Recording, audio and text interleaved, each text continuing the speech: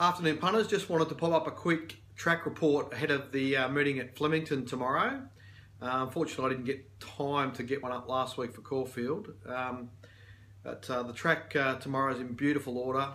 I spoke to Assistant Track Manager Liam O'Keefe out there today, and 10 mils of rains arrived across the week, which is exactly what the doctor ordered. It was the track had dried right out on Monday, and persistent rain over a few days there early in the week has just really freshened the track up nicely. The profile's got a really nice, deep, rich feel and colour to it, and the grasses are really dark green and perfect for winter racing, really.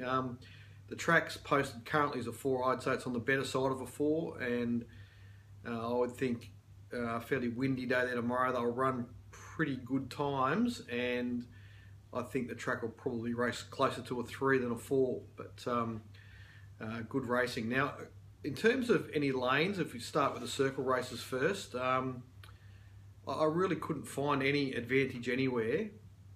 So I don't think the pattern will be anything to do with the surface. I think the surface is perfectly even for racing tomorrow. However, there is a significant wind forecast of between 30 and 45 kilometres from the northerly sector. So whether that's northeast, north or northwest will be a little bit significant as to where it'll be better to draw. But in any event, it will be detrimental to leaders. So I think being at the front of the pack is going to be the toughest place to win from, and the positions with cover are going to be an advantage. Now, whether your preference is going to be sort of well off the rail with cover or on the rail or in the middle of the field really depends on exactly where that wind comes from. But as I've spoke about in previous reports about Flemington, the track starts turning from the 1400 metre mark right around to the home turn. So it's over 800 metres of turning area. So in the 1400 metre races, for example, more than half the race they're turning. And in the 1600 metre races, it's about right on half of the event that they're turning for. So at some point in that turn, they're running directly into that wind. Where that is exactly depends on exactly what direction it's coming from. It'll probably vary a little bit from the day, with the meeting starting around 12 and going through to 5. So it's something that you have to keep an eye on throughout the day. I'm sort of, my natural position when we get this type of wind is to look for runners that are going to race off the rail. Handy to the pace is fine, but even midfield's fine, and I don't even think it'll be a severe disadvantage to be coming from the back. So the reason I prefer the off the rail positions primarily is that what tends to happen is that those leaders are working somewhere between, say, 1 and 4 lengths harder than the rest of the field, and they get to the home turn and they start to tire, and they can come back on the horses in behind them. So they tend to be an issue for the horses racing on the fence. They just can't get clear of those leaders that are coming back through the field. And it's if you're racing on the rail, it can be very hard to build your momentum at the key stage of the race, whereas the off the rails positions tend to be able to build that momentum at just the right time. So interesting day. It will evolve, so you'll have to watch it as the day goes on, but I'm sort of thinking running on won't be a problem there tomorrow, and leading could be. So if there was no wind, I actually would prefer to be on the leaders, because I think the inside lane's as good as any, and I think it would be a good opportunity. But as soon as that wind blows significantly from the north sector, it really does become a problem for the leaders, and I think that's how it looks to be playing out tomorrow. In terms of the straight races, the north wind is not as big an issue in the straight races. With the old grandstand being torn down, previously when we had a north wind, the outside lanes would get cover from that sort of north and northwest wind, but it's only very late in the race now that the grandstands that are still standing come into play. So in terms of the lanes, I think the centre irrigation lane and the outside 4 lanes on the track, there's not a lot between them. I just have a very slight preference to the outside 4 lanes. So if the jockeys draw them wide, risk their hand and come down the outside rail, I think they'll be rewarded tomorrow. But you know, that could be fairly marginal as well. Just in terms of previewing a race, I have a quick look at race 5. It's an interesting race for the 3-year-olds.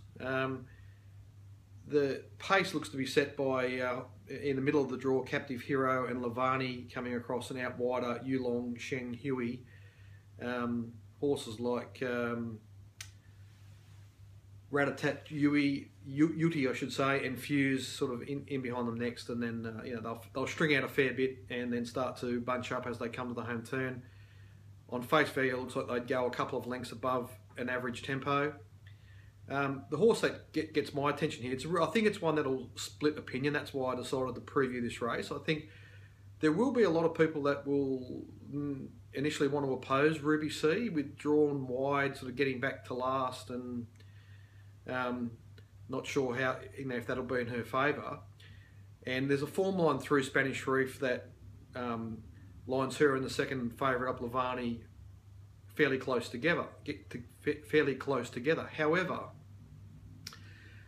when Lavani met Spanish Reef, Lavani started very big odds and has subsequently beaten a fairly moderate team of mares at Sandown, and she's racing on pace here. And I just think that you know, if the forecast wind is there, that will be a disadvantage of a couple of lengths to her.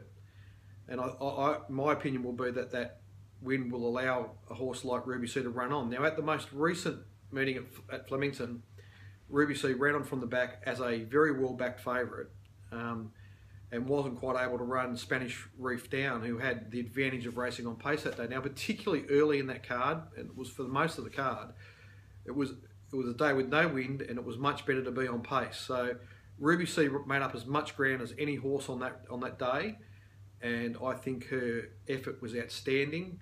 I think the SP is significant here, because the expectation was that she'd win that race, and I think she ran right up to that SP. It was just that the circumstances of the day didn't really unfold for her. So it'd be very interesting to see what happens with her, because I think there'll be some of the teams that will hone right in on her, but there'll be others that are willing to oppose her. So exactly where she finishes up in the market will be of interest to me. But if I was to have a guess, I think she will shorten from her current situation at around the $3.80 mark. First approach is Darren Weir, trained horse, racing well. He'll be thereabouts again. Lavani, as I said, she's racing extremely well, but she has to deal with that, what's, in my opinion, going to be a disadvantage for on-pace runners there tomorrow. So at this stage, she'll be going around against me. And the other horse that interests me a little bit here is Atlantic Fox. He did really good things in 3 runs early in this prep, which culminated in a really strong win at Echuca over Simply Invincible, who's gone on to subsequently win at Bendigo. And he then backed up, I think it was a 5-day turnaround at Caulfield, and he didn't cope with the backup at all, and his race was over before he got to the barrier. So his run at Caulfield's best ignored. I think he can improve here and run a nice race at big odds. So that'll do us for tomorrow, punters. I hope you have a good day.